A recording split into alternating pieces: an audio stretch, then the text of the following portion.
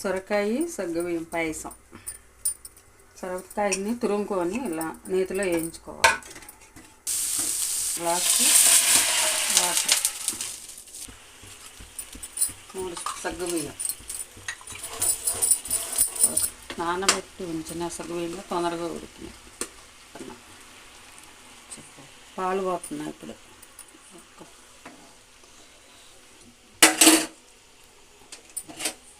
వేయించిన సొరకాయ తురుమును వేస్తున్నాను. వేయించిన సొరకాయ తురుము వేస్తున్నాను.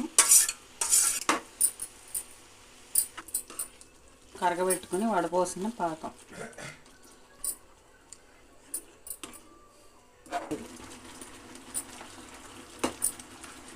ఇది సొరకాయ తురుముతో సగ్గుబియ్యం పాయసం. ఇది వేసవికాలంలో వేడి చేయకుండా సలవ చేస్తుంది. పిల్లలైనా పెద్దలైనా రోజు చేసుకొని తినచ్చు. సగ్గుబియ్యంతో నానబెట్టుకొని చేసుకోవాలి. సొరకాయ తురుముతోటి పాయసం. ఇది వేసవికాలం వేడి చేయకుండా ఉంటుంది. డైలీ చేసుకొని అయినా తినచ్చు. అందరికి, పెద్దలకి, చిన్నలకి అందరికీ మంచి ఉపయోగపడుద్ది. వేసవికాలము హెల్తీ ఫుడ్.